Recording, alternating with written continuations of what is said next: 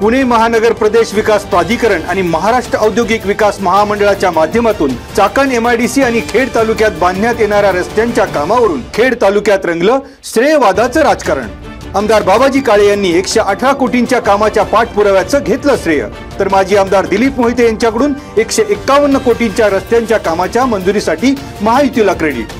आगामी जिल्हा परिषद आणि पंचायत समिती निवडणुकीच्या तोंडावर आमदार बाबाजी काळे आणि माजी आमदार दिलीप मोहिते यांच्यात विकास कामांचा श्रेयवाद रंगल्याची खेड तालुक्यात जोरदार चर्चा।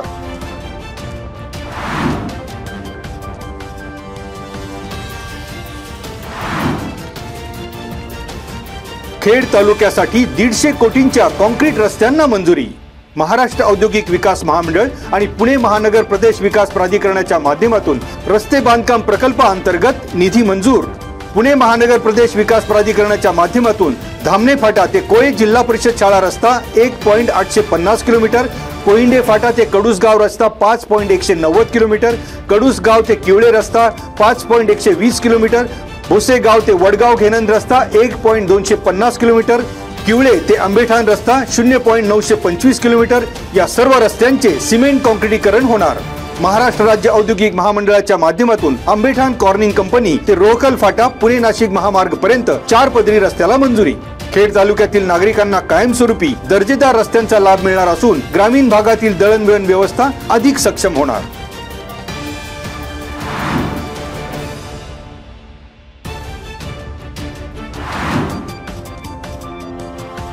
खेड तालुक्यात यांनी आयुष्यभर ठेकेदारी करीत टक्केवारी घेतली आणि माझ्यावर टक्केवारीचे आरोप करतात। यांच्या आणि यांच्या नातेवाईकांनी केलेल्या कामांची चौकशी लावणार। माजी आमदार दिलीप मोहिते यांनी आमदार बाबाजी काळे यांचं नाव न घेता केली जहरी टीका। जैदवाडी ते ठाकरवाडी रस्त्याच्या दर्जाबाबत उपस्थित केला प्रश्न। विकास कामांचं श्रेय घेत असून हे श्रेय महायुती सरकारचं असल्याचंही दिलीप मोहिते यांनी केले स्पष्ट।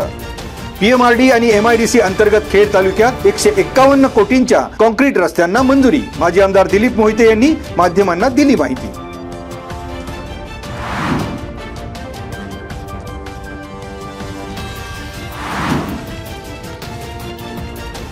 भामनेर भीमनेर खोऱ्यात पुन्हा पावसाला सुरुवात। धरणांच्या पाणलोट क्षेत्रात पावसाचा जोर वाढला।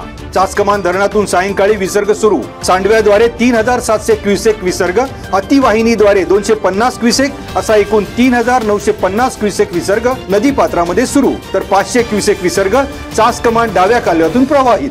भामा आसखेड धरणातून विसर्गात वाढ करण्यात आली असून विसर्ग 620 वरून सायंकाळी 1228 पर्यंत वाढविला। नदीकाठच्या गावांना पुन्हा सतर्कतेचा इशारा।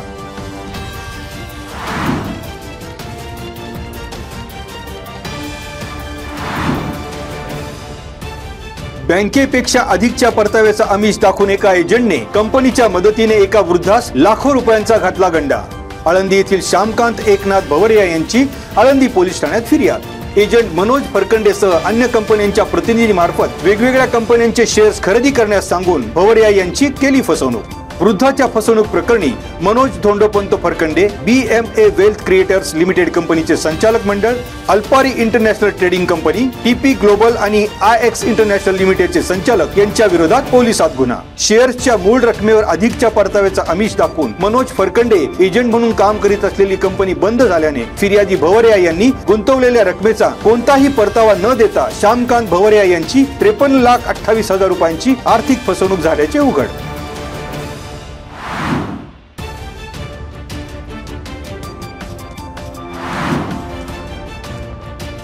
ओडिशा राज्यातील कटक राष्ट्रीय तायक्वांडो स्पर्धेत वरिष्ठ आणि सब ज्युनियर गटातील पुणे जिल्ह्यातील खेळाडूंची दमदार कामगिरी। स्पर्धेत देशातील 30 राज्यातील 1000हून अधिक खेळाडूंचा सहभाग। महाराष्ट्रातून 70 स्पर्धक खेळाडू सहभागी। या स्पर्धेत पुण्याच्या खेळाडूंनी वरिष्ठ आणि सब ज्युनियर राष्ट्रीय तायक्वांडो स्पर्धेत 53 किलो वजनी गटात श्रुतिका टकलेला सुवर्ण पदक, 62 किलो वजनी गटात सिद्धी बेंदळेला रौप्य तर श्रीनिधी काटकर हिला सुवर्ण पदकाची कमाई।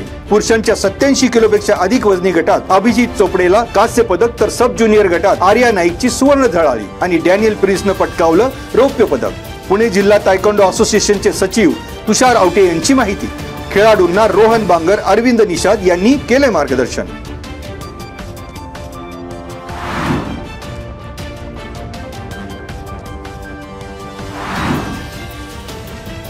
आता धरणांमधील पाणी साठ्यावर एक नजर।